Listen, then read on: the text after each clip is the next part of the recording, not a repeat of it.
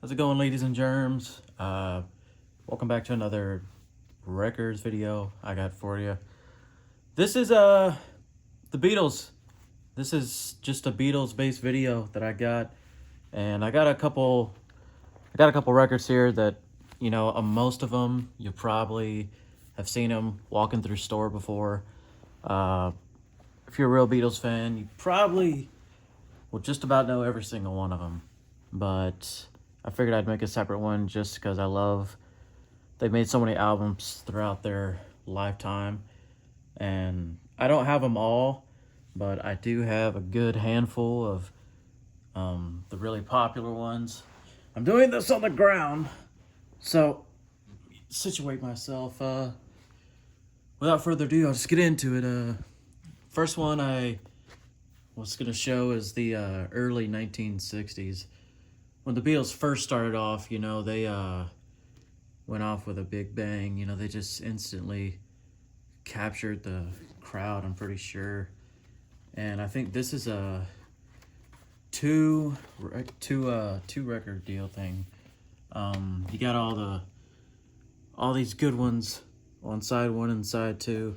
Side two is really what I admire, what I really listen to on this one. You can see the guys there. I think Paul's there. It almost looks like him, and then John Lennon and George, and I don't know where Ringo is. I can't see him. I think he's back there. I think they're all in the back, but there's the other side that they got going on there. Help. You've got To Hide Your Love Arms, We Can Work It Out. They surprisingly for a 60s band coming out, they had a lot of good hits. McCartney and Lennon were just like that duo that I don't know, they just clicked. If you look on the back of the picture there, it shows the 70s like they got right here. This is more towards the end of their career, kinda. Not really, well, maybe not the end of their career, but like the later years. You see all their hair is growing out and stuff. Yeah, they just went a different style completely from wearing all the matching suits to just they're doing their own thing. The 70s were 60s and 70s. That's when they were popping off during those Vietnam times. So same picture in there, but the songs you got on here: Penny Lane, Strawberry, Sergeant Pepper's, With a Little Help. That first side is really the one I love. Side two, didn't hear a lot of those. I heard Hey Jude, and I've seen the names of some of these, but I haven't listened to all of them. Another one here, Back to the USSR. Oh, wow. Jeez, you gotta be careful. Here Comes the Sun, Come Together. Something. Those were really popular. This is almost just about, these two records here alone are just about almost all their hits, almost. With exception of a few, but that's if you just had these two for the rest of your life, that's about all you really need if you're not a big Beatles fan, but you just want it there. Abbey Road, it's pretty self-explanatory. I got it just to have for the collection. I love that album cover. They're really good with album covers. I don't know how, but they were. Like I said, some of these songs you've seen on that last record already. Get that light out the way. Here Comes the Sun, Come Together, Something, Me and Mr. Mustard. I never understood some of the song names. Octopus's Garden. Yeah, I guess they had, hits, and then they had things that didn't do so well. That's what the record looks like, but yeah, I keep that. Usually, you at least see these in Walmart every now and then as well. A lot of them are newer and refurbished, but the first press albums, you barely see anymore. Half of them are auctioned or in plastic sleeves in pawn shops or actual record stores. A Hard Day's Night. This is one of the really early records that they came out with. They still had that shaggy hair, and they were in black and white and had the suits going. This is a little older, but I said in previous videos I like the older vintage feels of records because it just feels vintage. A Hard Day's Night, obviously, and I Love Her. If I Fall, I'll Cry Instead. I'm gonna be honest. I haven't heard a lot of these yet. You can see the names of the writers here: McCartney, Lennon. They them two wrote most of the entire catalog of the Beatles. Almost. I know Ringo had maybe a couple, and I know George Harrison had even his own album he came out with. I forgot what it was called, but he got a few bangers on there. And rest in peace, George Harrison, obviously. Man, I can't remember what he died of, but he died, John Lennon died, obviously, and then Ringo and Paul are still kicking, kind of making cameos and appearances. Meet the Beatles. I think the first album by England's phenomenal pop combo. This was probably one of their very first, if not the first, albums they came out with.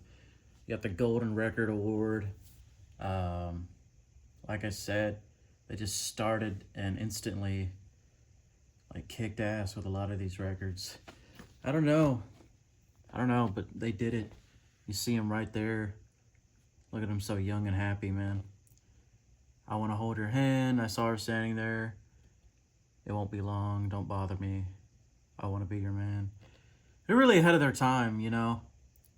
But it's so sad seeing them. These two are dead, and you got those two that just, they kind of, music's kind of all they ever known, so they just, their day-to-day life, it's like they're just, I'm sure they're thinking about, I don't know, that's a lot of history, behind the Beatles. They've met so many famous people in their time, and sure, Paul and Ringo's got so many stories they could tell. Let It Be, another great one. This is probably the prime. If it's not the 60s, I think this is the 60s, I don't know. This is probably one of their prime. I think this is actually one of their last the rooftop concert. It was one of their last concerts that they did.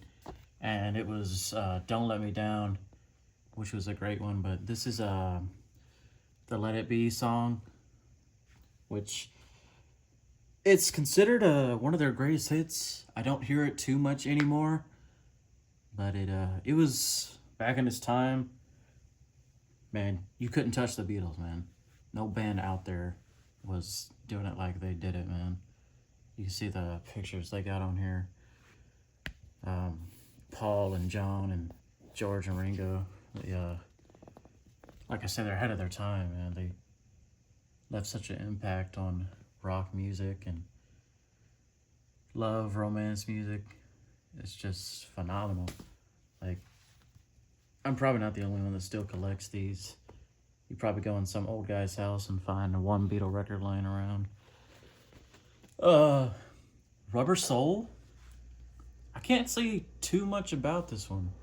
I recognize the album cover, like I was saying earlier, they were really good at making the album covers. But this is also another one where they're really young.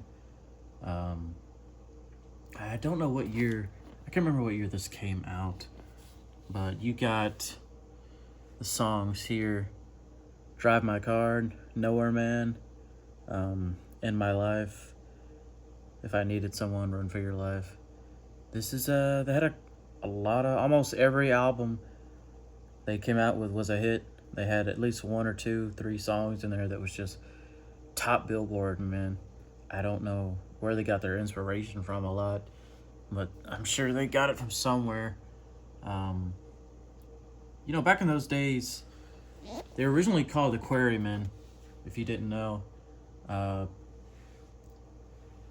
had this one song they came out with called In Spite of All the Danger, or In Spite of Something, and yeah, there's a picture around there on the internet of them, before the Beatles name came, called the Quarrymen.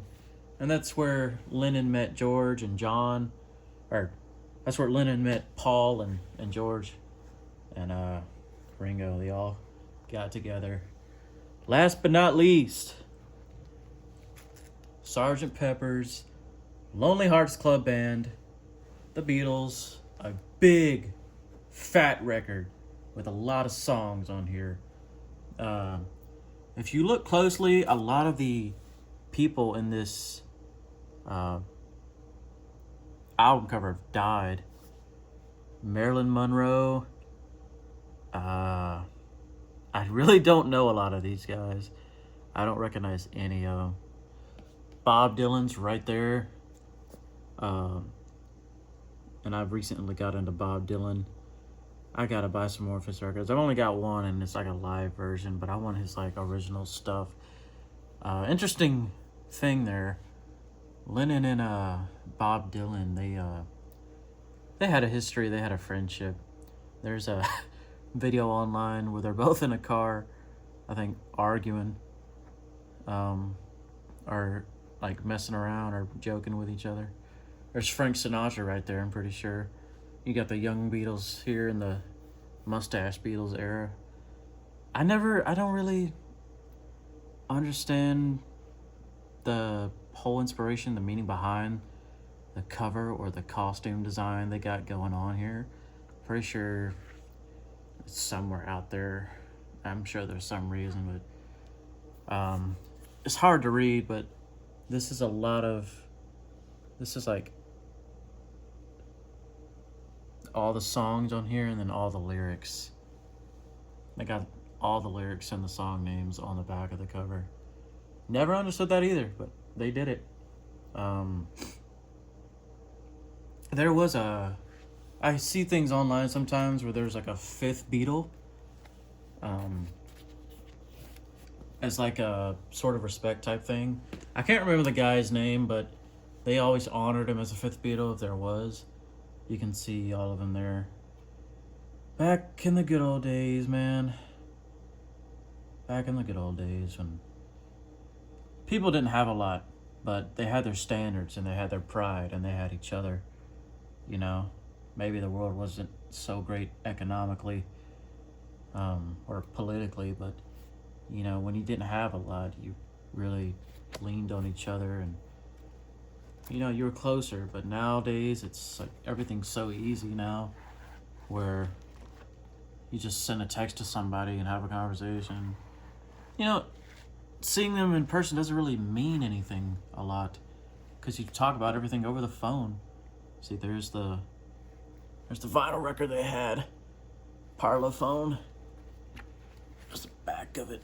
And this is another double record here. I think it is. Hang on. No, I might be wrong. I think it's one, and then there's something in here. This is I guess just for keepsake. Kind of like those little plastic paper things they put in video game cases, but for a vinyl record. A lot of history on here. This would probably tell you the inspiration behind the album. You got all their signatures, songs and contributions and all that stuff. Yeah, and those were different times, you know. They had a lot of enjoyment in life, and they performed all over the world in stages and big crowds. And interesting enough, fun fact about this record is this is the very first, I think I said it in previous videos, but this is the first record my mother bought me when I was in high school, I'm pretty sure. I don't know what this is. Sgt. Pepper's Cutouts? I guess I'll just leave it in there. I don't know. She bought this for me a couple years ago. Probably from Walmart, I'm pretty sure, but you know, I played the heck out of it. It's the very first Beatles record I ever had, actually. So I'm hanging on to that for a while. I bought this on my own. The rest of these I bought all together at a store. This one record store I go to. If you're ever in Bossier, Shreveport, go to this place called Rick's Records. He's currently alive, but he's getting a little older. If you see this video and he's still out there, go to Rick's Records in Bossier City. He has almost a bunch of really good stuff. Any band you can think of. It's almost like a comic book store, but for records, man. It's so nice. Like, things I see in there, I wouldn't even... Like, I go in there, I learn new bands. Like, he started talking to me about the Kinks, if you know about those guys. I got one of their records, and I got a couple other stuff I'd like to eventually make a video about soon, but for now, this is a cool little Beatles collection. You know, it's not the whole thing.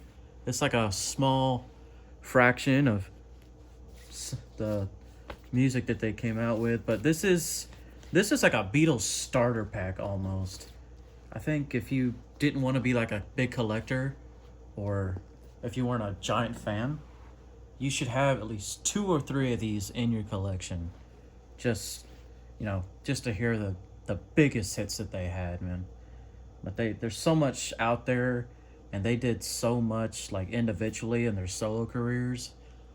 But that's like a whole nother topic, man. John Lennon has so much material, and you know, Paul McCartney, I think he's still doing covers and playing with people and going on tour and making cameos and shit, man. Just the Beatles, they left a mark, so they'll definitely are in the Hall of Fame history in there.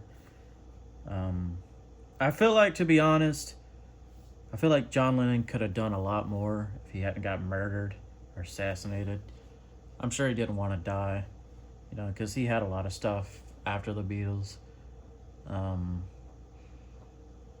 Until he married Uno Yoko, whatever that was about. It's like he just lost him after that. I don't know what kind of music he was writing, but it wasn't like it was in the 60s or the 70s, man. But yeah, Paul's still alive, Ringo's still alive. Ringo's still playing on the drums, and like I said, Paul's still out there doing his thing. Yeah, that's a cool little Beatles record there for you. Let me know what's your favorite in the comments, and oh shit, let me know if there's a favorite record you got in the comments, and like the video, and leave a comment down below which song was your favorite, or which member was your favorite, or which record. Anything you got that's a favorite of the Beatle. But yeah, thank y'all for watching, and I'll see you in the next bit. Peace.